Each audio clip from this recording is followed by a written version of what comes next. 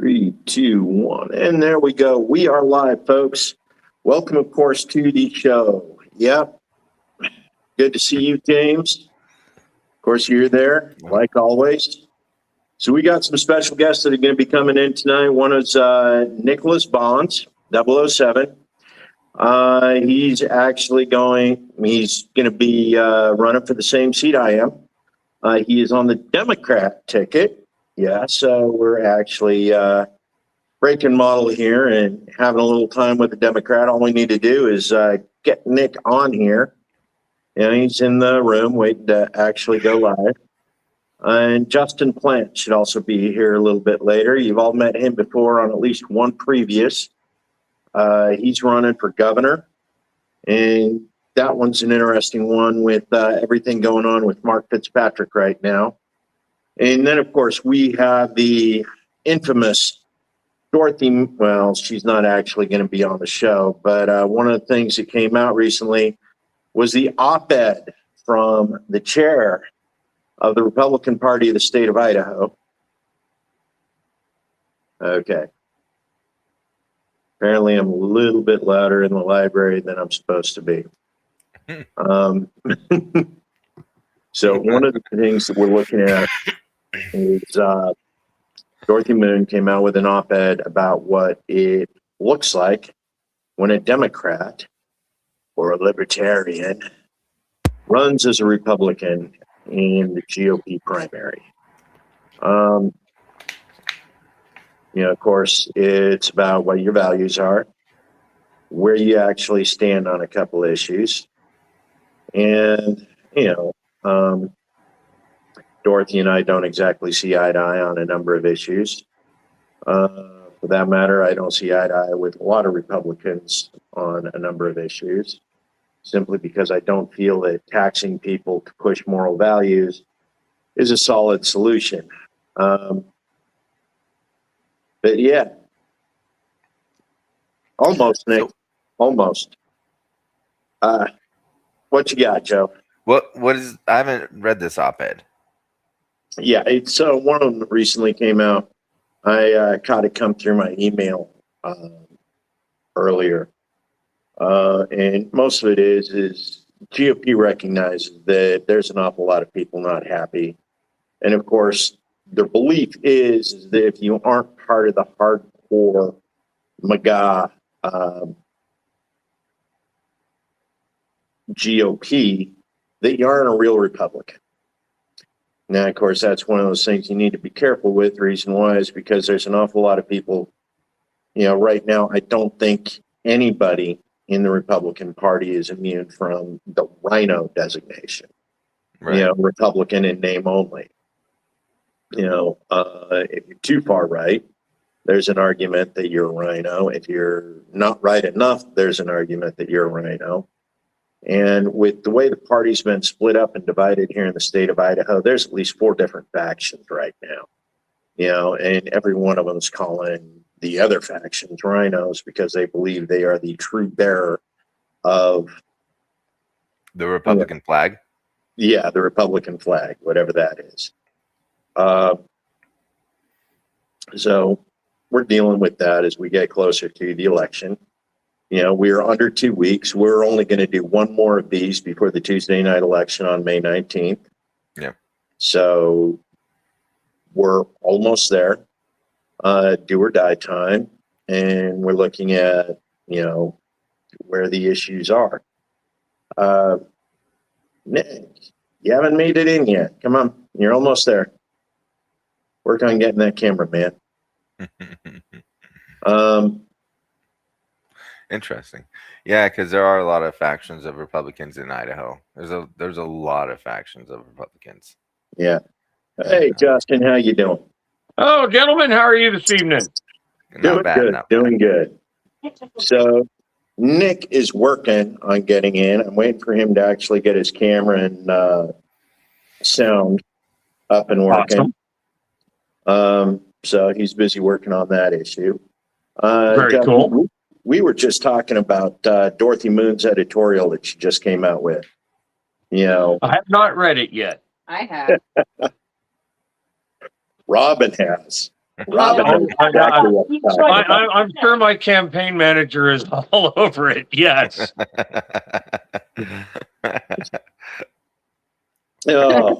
But of course, Dorothy's of the opinion that anybody who isn't her brand of GOP is a rhino. Yes. And of course, they went through that 2 years ago when, Tom Luna tried to vie for the chair of the Republican Party. And you also saw an awful lot of other individuals step in and try and run for a number of offices.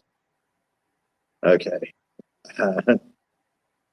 Trying to stay quiet here because let me shift around so I'm not screaming outside. Rest of the group. There we go. Okay. So 2 years ago, they ran through a big to-do, a whole bunch of everything that was going on. One group was trying to restore a certain sense of ability to the party. Another group was just trying to maintain control of it. And it really sort of got ugly with the back and forth between the two groups. And now we're in this situation. And it's ironic because the people who have chosen to run this year aren't part of the establishment. Okay. Everybody that is running this year that is not an incumbent is anti-establishment. We're not part of the party machine. None of us had previous roles within the party. All of us just decided, you know what, there needs to be an option. Joe, Andy, all 70 challenging Brad Little for the gubernatorial seat. Well, 17 of you actually. When you step back and take a look at it, there were not an awful lot of Republicans outside of the incumbents that decided to run. So the only choice right now is complete outsiders. And of course, those people who are part of the machine, who are waiting their turn, so to speak. Where have we heard that before? Oh, yeah. Those who have been waiting their turn are not happy with those of us who decided to throw our name in without being properly vetted through the party machine, which is ironic because, Mark Fitzpatrick, he's running for governor, and he's got a big following. He's actually had 6 county. Sorry about that. Yeah, my other phone decided to go off. Okay, but he had 6 county GOP central committees, endorse him. Now, I don't know about you, but if you came from California to save Idaho, okay, you decide to vote for a Californian, you sort of missed the point of trying to save Idaho from being California. Yeah. Just saying, folks. But that goes on, and he continues to see a significant number of endorsements along a number of fronts. sounds And everybody's got feelings about Mark. Mm-hmm. Strong feelings about Mark, because Mark's the kind of person who invokes strong feelings. He does outlandish things to get attention. Yes, Yeah, he does. That's exactly what it is. Great activist. But there's something to be said about the difference between being an activist and being a politician. If you're actually looking for a role as a leader, as a representative, being a shock jock really isn't the best path for that in a lot of people's minds. So, Justin, let's go ahead and talk about what you did today. You went to College Southern Idaho. Yes, sir. Joe and I, of course, worked today, so we weren't really able to participate in their political event, their town hall for the candidates, or however it was. More like a meet and greet. Yeah.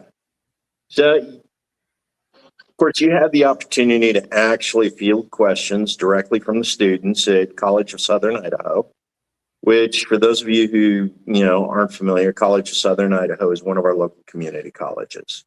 We got Northern Idaho, Western Idaho, Southern Idaho, and Eastern Idaho. And College of Southern Idaho is doing their poli-sci thing today. And of course, they invited us all. Just not all of us were able to attend for various reasons because it's on a Thursday afternoon. Justin, you took off work to go attend, and it was local to your area. So tell us how that went for you. Yeah, so it was great. Again, more of a meet and greet. Talk to all the candidates that were there, figure out what each candidate's really about. So a really good way to educate your voters, which I love. I love seeing that from the different groups around Idaho that are here just to inspire educating yourself on everybody who's running, and not just, like you were saying earlier, 100% party affiliated kind of rhetoric. So it was really nice. Got to see and meet a lot of people for the first time, especially from the Democrat Party side. They were down. Great conversations with them as well. So yeah, it overall was, I think, really good. I'd like to see more multi-party forums and town halls during the primaries. I think it's a really good way to see whose ideas mesh best for the state of Idaho. Yeah, and I know Terry Pickens has been fairly active on her front. You got Kaylee, who's running for the Democratic Party for Congressional District 1. She's running against Russ Fulcher. Right now, she's the favorite for the Democrats to actually take the nomination. She's been working on her campaign for 4 years now. This is her second cycle going up against Russ. Whereas Joe, it's your first.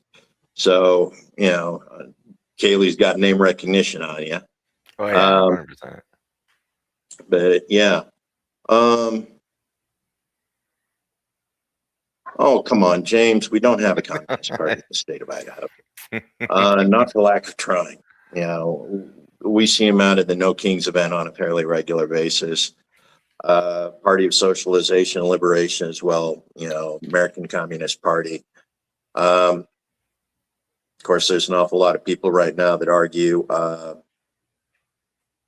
the Republicans are the Nationalist Socialist Party, and the Democrats are the National Communist Party. And it's just a question of, do we actually reach a point where we care about, as Republicans, do we care about the Republic?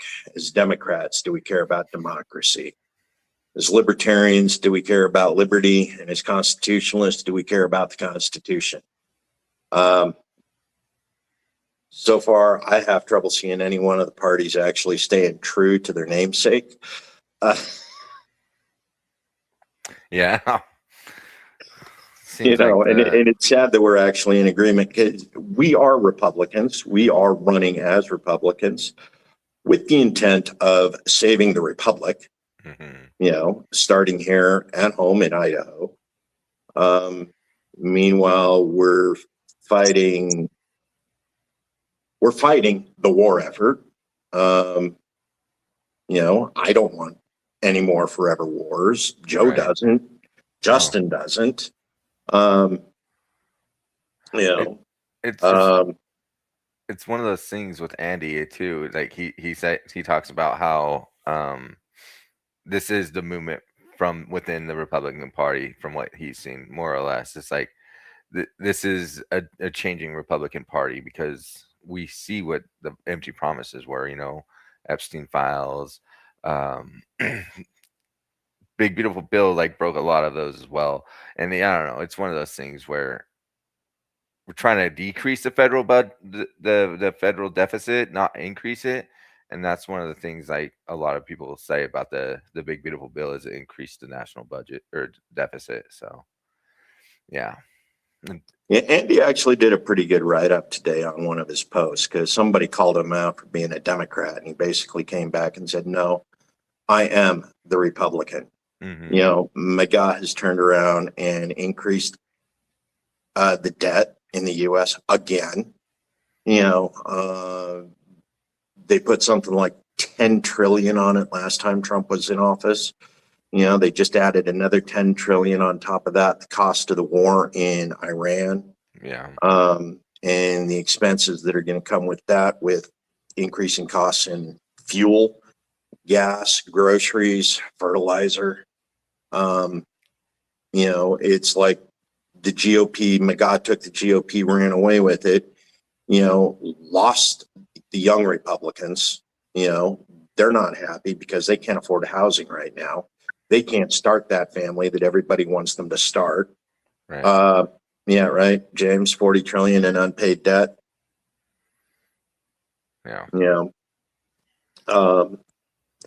know, so it's like he's right. As young Americans, as young Idahoans, how do you look at what the GOP has done in just the first 2 years of the Trump administration and say, yes, my future is set. Mm-hmm. You know, I'm guaranteed success. You can't. You know, Justin, housing. We've had that question before, but you know, that was one of your big questions at the event. What's the plan for housing for a lot of young questions Idahoans? about housing. You know, it's really a tough problem here. But I really think a responsible reform to it would be, you know, cutting red tape to speed up building.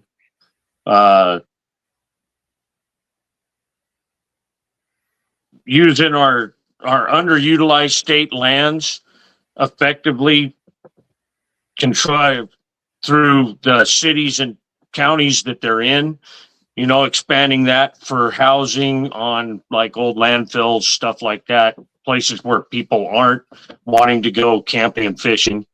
I think we can really speed up a lot of that. Another big issue is like big corporate conglomerates buying up rentals and then raising the rates, where really I think if we keep that more localized and, you know, tax those big corporations a little more, it would level the playing field a whole lot more. And then like for our homeless, we just really need to expand our shelters and, you know, impose work requirements on anybody that's able-bodied so they can, you know, get some help, a hand up instead of a handout. Prioritizing a lot of your mental health and, you know, getting them off drugs and rehabilitated into a line of work, which rolls right into being able to deport more of our illegal alien force in our agriculture by supplementing able-bodied citizens to work and learn a career, because there's more to a dairy than just milking cows. I worked a lot of dairies when I graduated from CSI, building free stalls, maintaining equipment, working on manure spreaders. I mean, you learn chain, you learn drives, hydraulics. There's just so much good knowledge you can learn on the farm that I think we're losing to you know, illegal immigrants. And one of the big problems on that side of it, which all kind of ties together in my plan, is having the responsibility to use the people we have who need a way to stay out of jail by, one, learning skills that you can use at a job and not, you know, revert back to drugs because you feel hopeless. So it's kind of my plan. I really think cutting the red tape, speeding up building permits, and building on underutilized land opens it up. And then, keeping like big things like BlackRock and big corporate owners of housing, keep it limited to Idaho people, or tax them and let them fix our roads. Yeah. So one of the things we talk about when we look at housing issues, especially with regards to the homeless population, we've seen a recent big push to criminalize homelessness. And it's one of those things where it's like, you're too poor to buy a house. You're too poor to maintain a job because you don't have the transportation to get you to and from, and next thing you know, you're in a vagrancy state and they're criminalizing the process. You actually have states right now where they're looking at second offense of homelessness as a felony. They stick you in the prison work camp for the next 4 years. So you're basically, their solution to homelessness is forced labor. Which is, with the private Hey. industrial prison complex, taxpayer dime. Right. Yeah, well, that's one of the other things. And I don't look at it as forced labor. To me, it's not forced labor. It's giving somebody a way to learn a skill. That's a lot of the people I talk to just have a problem finding a job to keep them out of trouble. If you're working, I work 12-hour days. I don't have time to go to the bar and get in trouble. 12-hour days plus now running for governor, I do not have time to focus on anything but improving myself. So a start to that would be, giving them a hand up, not a handout, and it also would help the overcrowding in our prisons. We've got to, use these programs wisely, not as a forced labor camp, but as rehabilitation and, maybe commute some of their sentence for, good time achieved.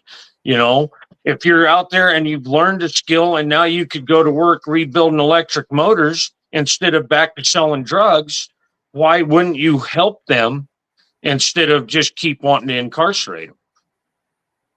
So I'm not a huge fan of the whole, forced labor. It's more of a on-the-job training program. Interesting nuance there, Justin. But at the same point, they are incarcerated. They don't have a lot of freedom to choose whether or not, what career options are being presented. In a lot of cases, they're put in there and it's like, here's what you're doing. You're laundry for the next year. Well, you're a high risk, so we can't put you in the mechanic shop. Can't have you building shivs when you should be fixing lawnmowers. Right. So it's one of those, how are we to set, the ideals of life, liberty, and the pursuit of happiness if one of those requirements that we have as a society, as a civilization is that if you aren't working, you're going to prison and somebody will choose the job for you. Right. Now there's an awful lot of Republicans out there that have no problem, criminalizing homelessness. We've seen it here in the state of Idaho. They've forced the cities to actually pass ordinances, criminalizing homelessness. You will go to jail if you're caught camping in some place you don't have permission to be. During my time running as mayor for the city of Boise, it was actually when that law was initially passed. They were dealing with Robinson versus Boise in the Supreme Court. I was homeless at the time, had just lost a place. I was living out of my van. I was employed. I was working. I had a job. I just couldn't get a place to live that was within my budget. And that in the state of Idaho during that particular legislative session made me a criminal. Right.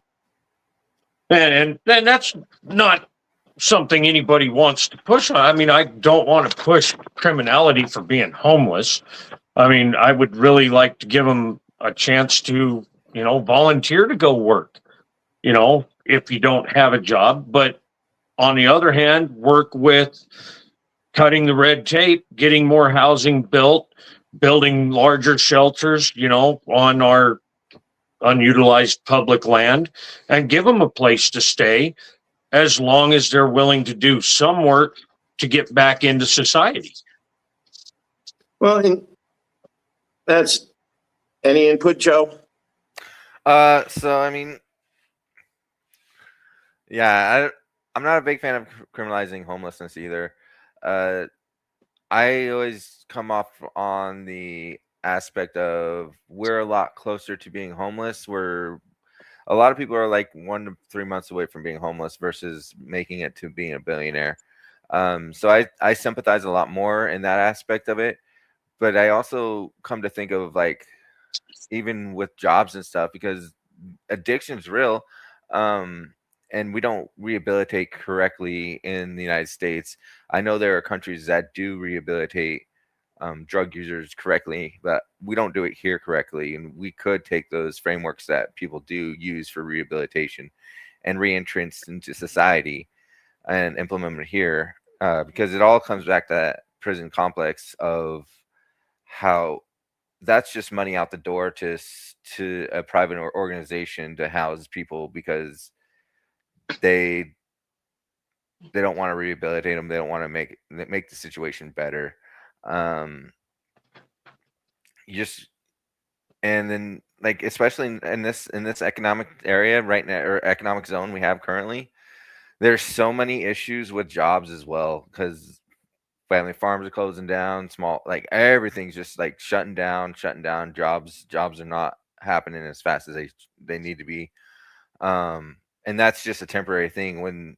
Whenever you open these, deregulate everything and open everything back up, it will come to a point where people will have a abundance of jobs, and those jobs will be able to be filled. But it really comes back to like, I don't think we should criminalize homelessness. I don't think we should criminalize a lot of things. But addiction is a real thing, and there are ways that we can rehabilitate people. I don't see that we're doing anything to better the situation at all. And that's what I'd like to see, at least some progress to better the situation, instead of just this continually, dig to the bottom, I guess, of like how bad can we make it for people before we're, I'd love to be able to say that not the majority of people aren't 3 months away from being homeless. I'd like to have, like you were talking about, a hand up. I think that everybody in the world needs a little bit of a hand up Right. at this Yeah. point. Yeah. And not so much, sorry to cut you off, Justin, but no, go ahead. Not so much in a way of like a handout either, but like showing people that there's a better way, or keeping as much weight, because I feel like there's a lot of weight from above, like on us in our continual daily life, and that really pushes and just relieves some of that weight. Come on, like there have been policies implemented for the last 100 years to push weight down on us. Let's just ease some of that weight back off us. And I think we as a society would be in a much better spot. So like one of the things that we're dealing here with in the state of Idaho is right now we don't have enough beds in prisons. Our low security risks are being shipped out to Arizona and certain other for-profit prisons, simply because we're already at, 10, 11,000 prisoners, felons in the state of Idaho for the 8,000 beds that we're actually currently have. So we're housing people in county, we're housing people in out-of-state prisons. And again, back to the whole idea of rehabilitation, we got this idea that we're going to send low-risk people to prisons out of state where they don't have immediate access to family because their family's still here in Idaho. They're now in Arizona, which is now, a 12-hour trip. It's a $300 plane ride, maybe $1,000 before the end of this month.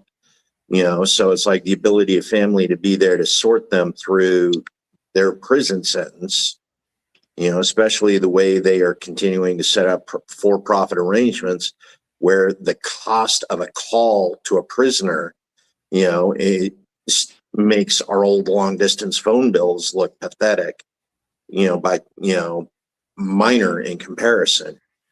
So we're stripping these people of their support network. And these are the people that can be rehabilitated. These are the people that will get out and be part of the community if they're rehabilitated properly. And instead we're using a process where they're continually stuck in prison. They don't have the support. They continue to deteriorate through the trauma when it comes time for their review. They're stuck in there for a little bit longer because they're profitable to somebody.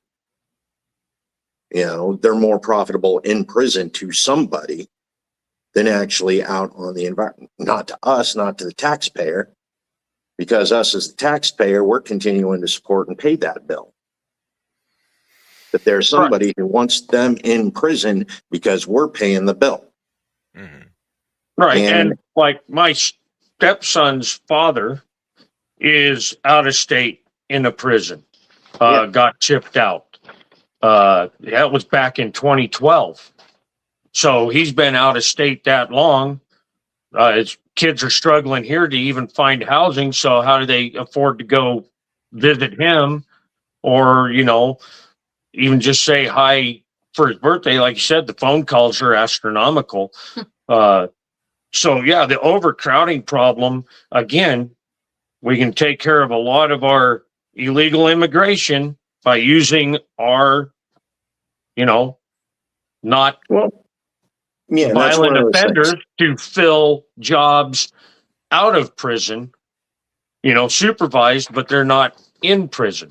So it'd be a transition from our current system to a new system with better treatment, better opportunities, and rehabilitation over incarceration. Right. So one of the things is we're looking across the nation right now. We're seeing a new wave of tough on crime. It's not really tough on crime. It's tough on homelessness. It's tough on addiction. It's tough on, human trauma. It's not enough that the kids have been traumatized. We're going to re-traumatize them until they're so traumatized they will never be able to be untraumatized. We'll never be able to heal those layers of PTSD, and complex PTSD that develops when you're stuck in the poverty prison cycle, so, and we're continuing to see a puritanical drive towards more prisons rather than, hey, let's create jobs that actually work for these people. Right. You're right. These people aren't necessarily the socially competent individuals you can put in customer service, which seems to be the only job that we have these days. I'm working as a customer service rep. Joe's working as a customer service rep. It may be over the phones, but we got to be nice to people. How many layers of trauma you go through actually allow you to be nice to people on a daily basis. It's getting harder and harder for me every day. Right. And even looking at it, like I said, I'm a mechanic, so I have face-to-face conversations with operators and assistants every day. Mm-hmm. And when it's an issue like stepping on a photo eye that controls their pre-feeder just because they wanted to take a shortcut across the line, it does make it hard for a guy to, still want to be civil, especially when it's the third time in one day. So yeah, that being able to be civil even when the fight is on, is very important. Yeah. But how do you teach people to be civil when you're keeping them in a cycle of trauma. And that's it. And I think a lot of it comes back to the nuclear family. Yeah. I mean, I would not be the man I am without the family unit I grew up with. You know, grandparents close, aunts and uncles close, dad and mom working together to try to give us kids a better life. And, you know, having that support as a kid. Granted, it was a lot of work. We had a small farm that, you know, dad had a job too. Mom had a job. A lot of it fell to us kids when we were small to learn the value of hard work so that your animals didn't die. I mean, if I decided to go home and take a nap instead of water the animals, you know, that's a life and death situation I grew up in every day. So, you know, learning that was, something important that I grew up with that's just stuck with me forever. Right. Learning to be a good steward of the family resources. Right. You know, that's something that, you know, you need to be trained on. It's not something that is as automatic as an awful lot of us like to think. You know, modern urban life has trained that out of a lot of us these days. Our ability to be part of a team, part of a organization, you know, and like one of the things you talk about is the nuclear family. So one of the biggest misnomers I've always seen when talking the utility of the nuclear family, mom, dad, 2 kids, that's family unit. You can pick them up, move them anywhere, and they'll be able to survive. Yeah, I see a nod in there, Justin. You know better. You know, mom and dad and 2 kids can't do it on their own. They need the extended family. And that's like part of my point. You know, I had my grandparents there. I had my uncles there, aunts, cousins. It was almost like our own little community where I grew up, and helping each other out. It's something that just was ingrained in me. My grandfather and his brothers and, you know, oh heck, what do you call it? Like my aunts and uncles, people that married into the family, they actually started the first fire department in Franktown, out of his mechanic garage. So leading by example, I mean, leading by example in a community where family's that important, just it changes a person for their life.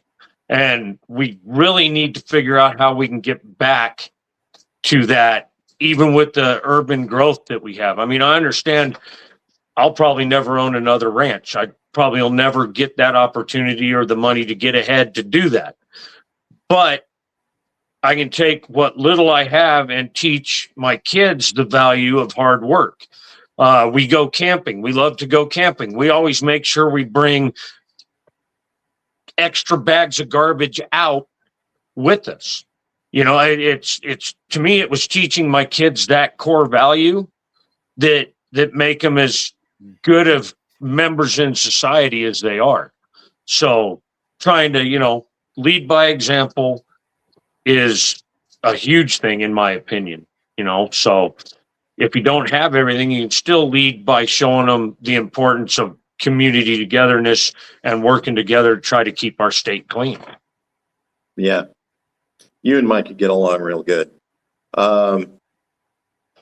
Hey, David, how you doing? So David says hi. So one of the things to look at with extended family, you know, because the nuclear family isn't enough. You know, there was a window of like 20 years where that was actually possible. You know, sometime between 1955 and 1975. That window was like a golden age for that particular type of family growth, for the ability of the family to pick up and go away, because a single income family was capable of making things happen. But before that and after that, it was extended family. You didn't make it if you weren't part of an extended family. If you didn't have the support of your brothers, your sisters, your mother, your father, your grandparents, you know, the people that helped raise you, you know, someone to watch the kids while you're at work. someone to take care of the little things while, you put in the time. You come home dead from 15 hours. Some of the other people that benefit from you working those 15 hours are able to make sure that it's a pleasant place for you to come home to when you're done with at the end of the day. And we've lost that. And the idea is right now we got families out there, people, my senior, your senior, who look at it and go, why aren't your kids out of the house yet? Have you seen the prices of housing? Mm-hmm. There's a reason my kids are staying home if I can help it. They're going to be here until they're 30. They'll have kids of their own before they leave. If I need to, I'll put another story on the house. There you go. If I can. Go back to old Walton, on Walton Mountain. Have 4 generations living in the same house. Which is one of those things we talk about immigrants so often. A lot of the refugees, it's not a nuclear family living in those houses and those properties. They got 3-4 generations, and it goes clear out to the cousins sleeping in the same room. Mm-hmm. That's how they make it. It's not a 1-income family. It's not even a 2-income. It's a 10-income family. And most of them are working out of the same, delivery restaurant, right, or farm or deli restaurant. They all go to work at the same time. They all come home at the same time. The kids are doing their homework at a table in the corner. And it's like somehow we lost that drive as Americans. We look at it in the immigrants and we applaud it, but it's like our ability is like, no, I was born here. I deserve better. I deserved it. No, you got to work for it. You still got to earn it. Yeah. Yeah. And I think that's one of the things that we also got lost in is this idea of who pays for what we want. When it comes down to personal responsibility, who pays for what we want? As Republicans, we say, I pay for it. I'm responsible for the things I want. I go out, I earn it. Rugged individualism. But at the same time is you're part of a team. Now the question is as a family, do you come together and make things happen for your family, for your tribe, for your people? Or do you look to Uncle Sam and say, hey, I need you to pay for things for me? And like one of the problems we have right now with the modern GOP, okay, they say they want smaller government, but we've continued to see it rise. They say they want family values, and they've decided that it needs to be done at the point of a gun. How do you enforce a moral code without stealing from somebody in order to make them behave the way you want them to behave? And that it's doesn't not any sound better. like something that I'd want to do. And it's not any better on the Democrat side. I want free health care. Okay, who's paying for it? Well, he's going to pay for it. Right.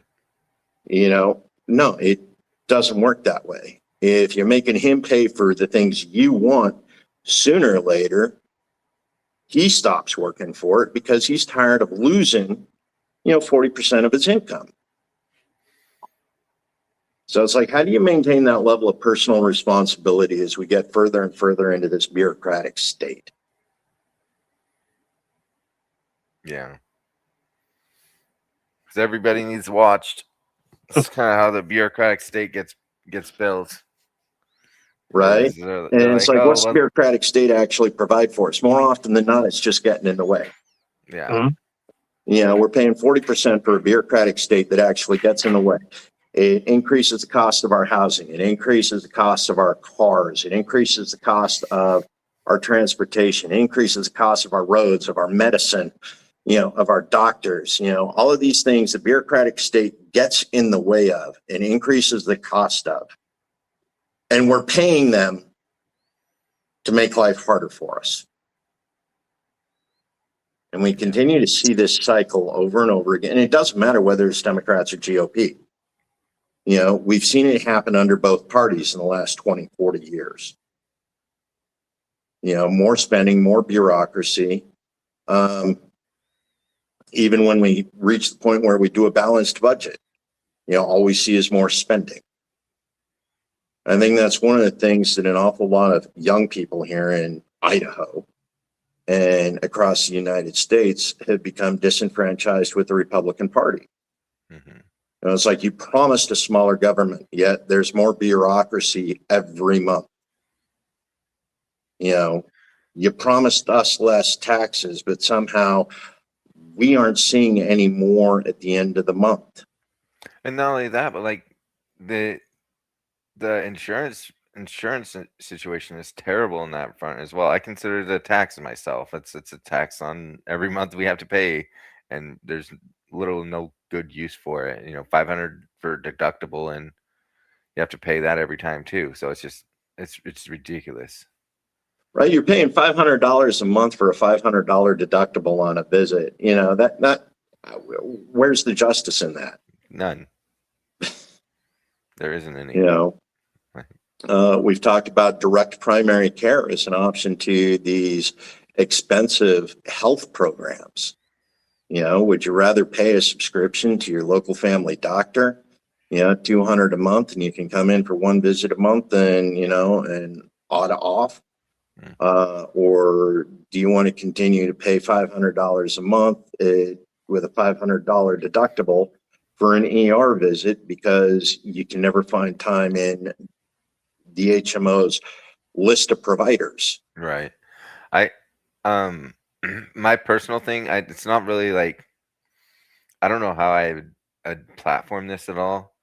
But the subscription thing always gives me pause, mostly because it reminds me of one of the World Economic Forum is quoted as saying, "You will own nothing and me will be happy." So subscription always reminds me of like that's just renting. That's not me owning anything. But my little tangent off on that, I guess, it's just one of those things. Subscriptions always like that's just renting it. You're just renting it.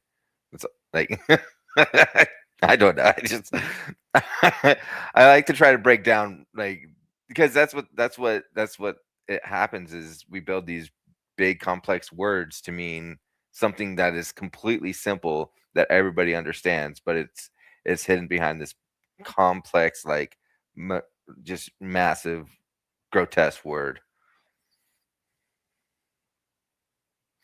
Yeah, I mean that would be my argument, David, is like if we weren't giving money to wars, countries, we would be able to afford a lot more back here at home. Right. Whether that be all the way into insurance or not, that'd be a completely different aspect because I don't know. A lot of money is flowing into very few people's pockets, and it's not coming out of their pockets. It's just David's stuck in pure communism here, taking the money we give everybody else and keeping it for ourselves. I know, right? You know, and you know, James here talking. James, you're being anti-Semitic there. Yeah, gotta watch out for that. You know, not give Israel billions a year. Tisk. I am fully confident in the ability of the Israeli people to figure diplomacy out amongst themselves. I am fully in confidence in that. They are smart people. The country is full of smart people. They can figure out diplomacy. I can promise you. We do not need to give them money.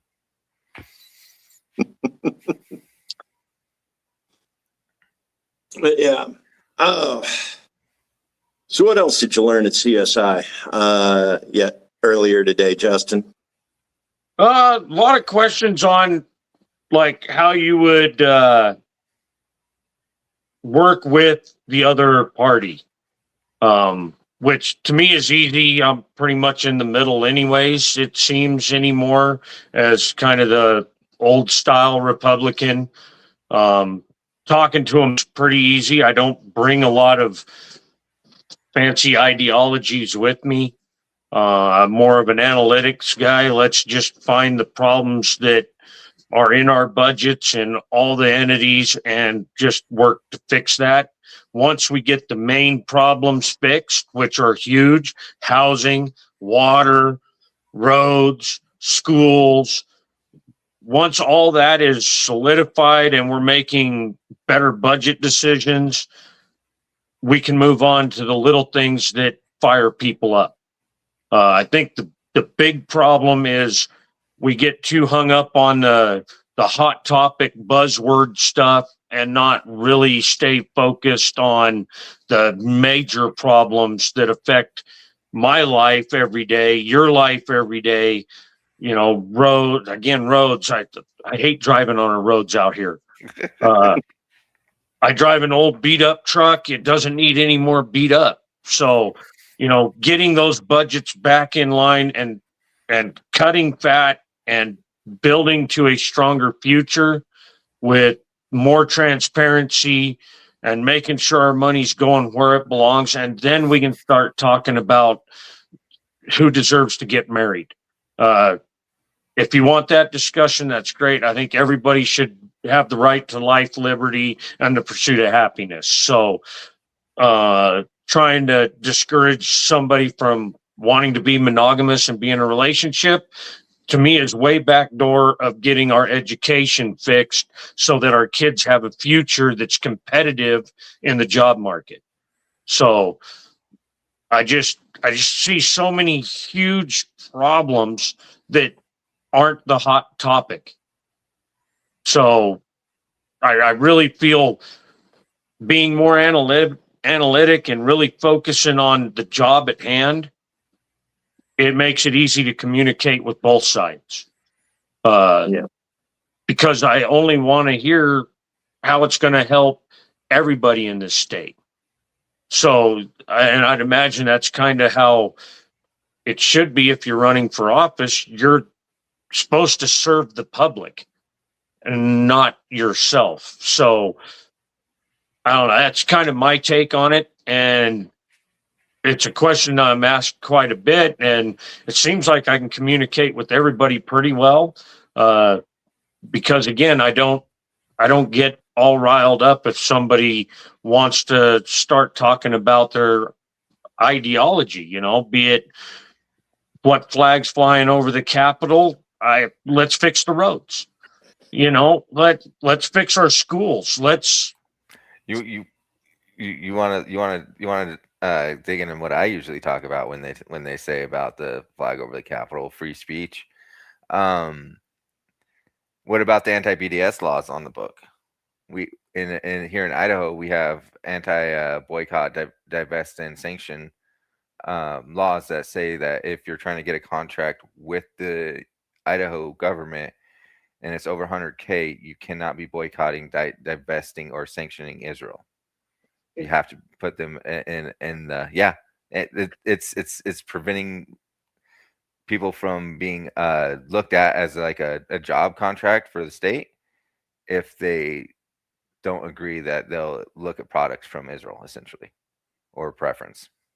Well, it's one of those things they talk about, you know, money is speech.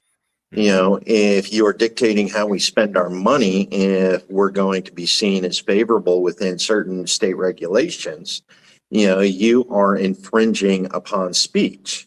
Mm-hmm. You know, how anti-BDS legislation ever made it through the Supreme Court, you know, is beyond me. I don't know whether it's just because it won't be nobody's challenged it yet, you know, but it's like Citizens United. Money is speech. You can spend as much as you want in order to fund a campaign. But here we are, we have legislators that say, you know, you can't spend your business money the way, you know, if you're not, you know, buying 10% of your product from Israel, you know, you can't have a state contract. You know, it's like we're reaching that point right now where, you know, it's not bad enough that they tax us for 30 to 40% of our wages and income. You know, now they mandate where we spend our money, how we spend our money. You know, you got to pay for insurance. We've set up an arrangement where you got to buy renter's insurance, you got to buy car insurance, you got to buy health insurance. You know, and these are mandates. If you don't, you know, if you don't buy insurance, you know, and that's one of those things you start looking at the cost of living for, somebody who's a resident of the state of Idaho versus somebody who comes in and works illegally. They're not paying insurance. They're not paying taxes. They're not paying for their hospital visits. They get free health care on that ER visit. Yeah, James, we've lost already. If we don't change something around immediately, we're gone. We're done for as a nation, as a civilization. Yeah. We need to get back to our constitutional roots, which is we take responsibility for ourselves and our own actions. We set up a government that allows people to be responsible for themselves, in a way that they can afford to be responsible for themselves. And I think that's a lot of what we want to do. 40% of our income, for every $5 the federal government brings in, it spends $7, of which 3,003 of that, leaves the United States for good, for something or other. Whether it's combat operations in Syria, Afghanistan, Iraq, or even Iran now, to foreign aid, nation building. We're looking at how much do we spend, and we've already talked about the billions to Israel, the billions to Ukraine, and all of this is just a perpetuation of forever wars. And it's like, we've seen that the money doesn't even go there. Right. We're told it's going to Ukraine, but somehow it ends up in a politician's son's pocket. Mm-hmm. How much did Biden Jr., how much did he suck out of Ukraine? Oh, I have no idea. The thing is he wasn't even the only one. Right. They're all doing it, though. John Kerry's son was sitting on that same board. Yeah, exactly. It's not one of them. It's all of them. They're all corrupt. They're all pulling from the money. They're just so disassociated from the people, the American people, that they think that they're okay doing this. They feel justified by taking, like, oh, I'm doing all this work and like whatever. No, like, you're a public servant. Your obligation, in my opinion, is to say no to anybody and everybody who wants you to spend money on anything other than the American people. But that's just me. But that's one of those interesting things. How many politicians' sons would have to get a real job if we defunded all foreign aid?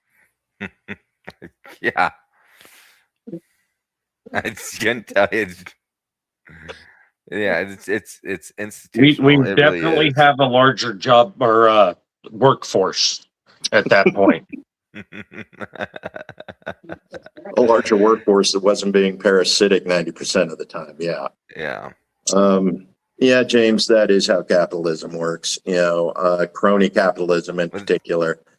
I make this argument all the time that we're not in a capitalist society. Like, we're in a capitalist society, the consumer wins, and the consumer's not winning in this society. The big corporations are, which sounds communist socialism to me personally, because that's who always wins in those economic forums is socialism. The few at the top win. Just how it goes. So I don't see that we're living in a capitalist society. Well, speaking of that, so James, you mentioned that, check the profits right now. We've actually seen documentation. Trump comes out on Monday, says that he's brokered a deal with Iran. Somebody's already put in a short bid, for 250 million on oil. Yeah. They make 150 million profit, because oil drops 12%. And by the end of the day, Iran's come back and said, no, there was no deal, and now price of oil goes right back up to the top, and they sell it there, making another 150 million. They haven't even spent any money. They shorted it, and they bought it and they sold it at a higher, before the day was even closed out. And the fact that you can actually do that, you can buy something on the short, and by the end of the day, the price will be back up so high that you can sell at a profit. You've never touched the commodity. Yeah. You know, you've never touched the commodity, you never moved it, you never stored it, you don't even know what it looks like, you know, and you've just traded, you know, $300 million worth of it, and you've walked away with 150% profit. Yeah, and somehow we've allowed that to be legal. Yeah, I'd like to see some more enforcement on some of the stock trading bans as well in Congress. Like there needs to be losing of position, special elections. You know, if you get caught stock trading or crypto trading, crypto in itself is such a manipulation market. Like I'm not a big fan of cryptocurrency personally. I don't like it that much. Yeah, and prediction markets and anything, gambling sites, anywhere where you can make a lot of money over the house or anything like that. Yeah, all that money should be gone out of Congress or public servants. You should that should just be a part of the deal of giving up your right to stock trade. Like you have the information, you have top secret, like you know what's going on. There's no reason that you should be ingratiating yourself while leaving the American people with less than. So, just one of the things about your jobs plan, you know, when you talked about putting people to work, you know, and what that represents. I remember talking to an individual about one of the ideas, you know, companies, corporations, people hire people who work. You know, they prefer to hire somebody who already has a job. Just bring them on over. You know, you're working for them for, you know, $20 an hour. I'll pay you 25. Right. Yes. Yep. You know, they're already trained. They already got the skill. You know, right. They show up every day. There's a track record of them showing up every day because they still have a job. So why are we sending them to prison and paying $50,000 a year to keep them in prison when we could be giving them a job for $30,000 a year and actively promoting them among corporations who want to hire people who already have a job and work? Right. And a skill set. Like I said, there are so many jobs you can learn in so many fields on like work release that, yeah, I and it gives the person that feeling of I have knowledge. Yeah. So then when they're done with their government servitude, they have a skill set that is in demand and people wanting them because they have maintained a job. You know, like you said, that is a huge thing. When somebody's disgruntled with their work and they put in an app, they're snatched up quick. I mean, especially in like the trades. We can't hire enough mechanics because then the next place offers them that little bit more. So, and I've always said, you know, there isn't a year that goes by that I don't at least put in 2 apps somewhere, you know, just so that I can improve my own quality of life, which improves my family's quality of life by looking for a better job. You know, being happy where I work is what I am. But if I'm not looking, it gives them kind of the right to not promote me like they should as a good employee. So to me, it kind of holds them accountable. Hey, this guy's going to offer me this. You know, what have you guys done for me lately, so to speak? Especially the larger corporations that have bought out mom and pop shops. However, on the mom and pop shop side, usually it's the fringe benefits from working for really good people that keep their employees there years, you know, until sooner or later some big corporation wipes them out and then they're all looking for work. So, you know, I agree 100%. Let's put these people in real rehab that motivates them and gives them that feeling of I can handle life when I'm out. I can, grab this by the horns and turn it into a career and become management in 5 years. To me, it's building somebody up is a lot better than just incarcerating them. We had Youth Corps, Peace Corps. These were jobs that took care of people while they learned trades. The unions right now, the unions here in the state of Idaho, electricians union, a lot of them have training programs, that you are paid while you learn. Mm-hmm. So you can afford rent, you can afford food. You're not paying for an education, while you're learning the trade. So we already have so many programs like that. It's just we don't have the industry, or we're not using the industry smartly. Yes.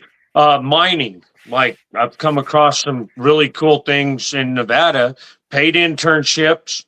You get out of high school, you go to work for them, and they train you in underground electronics, underground electrician, underground mechanic, pit mine mechanic. They actually pay you to learn that trade and give you a way into those trades. Another one I found is for boat manufacturing in San Francisco. It's the only paid internship in the U.S. for boats.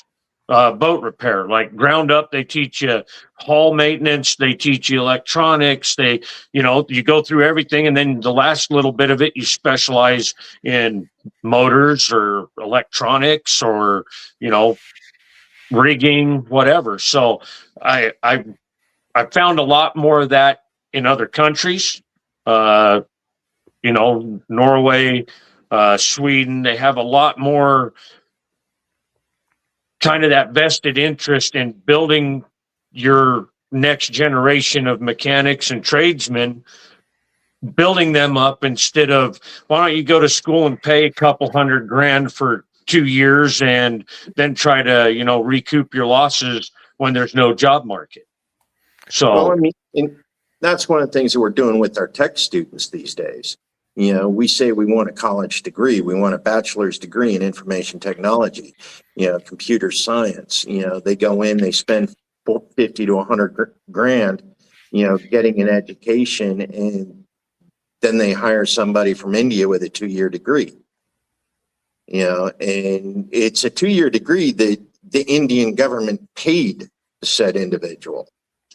So the person that they're replacing, doesn't even have skin in the game. We got kids with 100 grand in debt and an education that's being sold out from under them because somebody, who may or may not be qualified, filled out the right checks on a block on an immigration form. Yeah, and that to me comes back to the billionaires or wealth extractors. Like, that's what they do. They extract the wealth. H-1Bs, getting those benefits. You get, like, they're doing it at the lowest cost they can and charging more for it and pocketing the profits, obviously. So it's one of those things, like, man, it's so frustrating because we do need to put tighter restrictions on, like, H-1Bs or brain draining other countries and having them here in America, which, in my opinion, I think is probably happening anyways, especially with, like, the gold card visas and stuff like that. But it's hard to say which H-1Bs are actually coming in now. Yeah. Well, gentlemen, it has been an honor. We are over an hour now. Great conversation. I really, and of course, I think this is our best viewership. We've been up to over 30, live viewers as we've been going on with this. That's our best so far, Joe. It's awesome. It's growing. I like it. Yeah. You gotta start somewhere. We got one more of these next week before the election. The election is Tuesday, May 19th. all of us are Republican candidates. We will be on the Republican ballot in the primaries. Of course, Justin's running for governor. He'll be up against 7 other people on that list. Yeah. Tells you Joe, something right there. I don't think I've ever seen that many people run for one position like governor. So yeah, right? it's a statement in my opinion.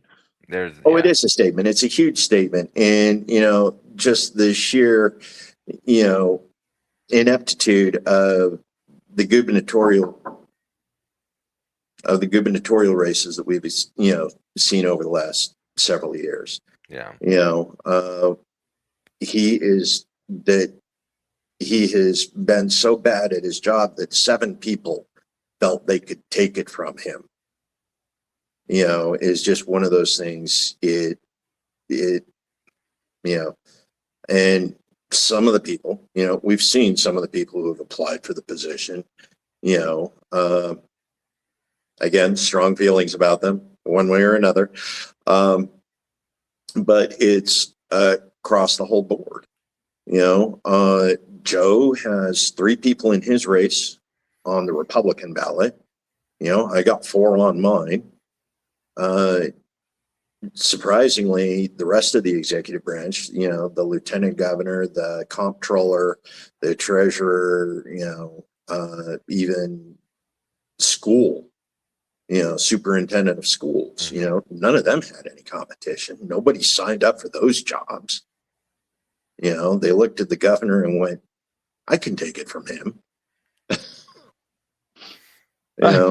And again, if you feel you have a very strong plan, you're not going to be able to implement it as easy from any lower seat than the governorship. So, again, top down, bottom up kind of rebuild.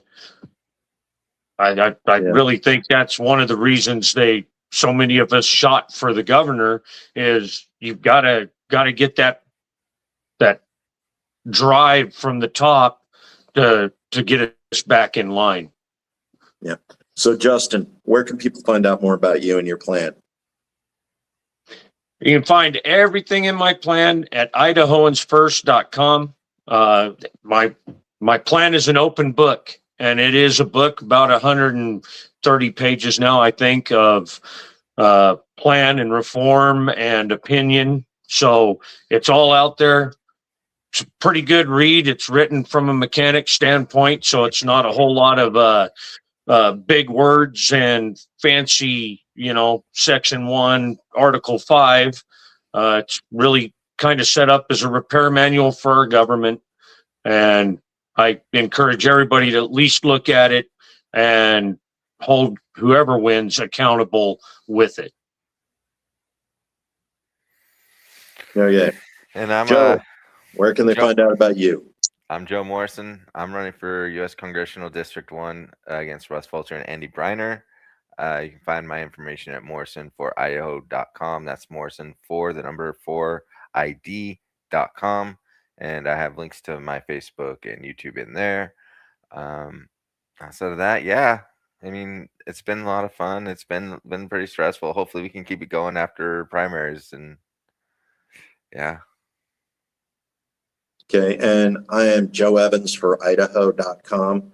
You can look up my site there. You got my plan, my basic positions on upwards of 15 different issues that are related to the state of Idaho: cost of housing, taxation, restoration of a constitutional and limited government. Again, Joe Evans for Idaho.com. And, I really do wish Nick was around. We were just kind of waiting for him to actually get his camera up and working. Sorry, Nick, if you're still paying attention to what's going on. But again, Nick is running for the U.S. Senate seat on the Democratic ticket. So you guys take care. Signing off. Take care. Later, gentlemen. Be safe. Always.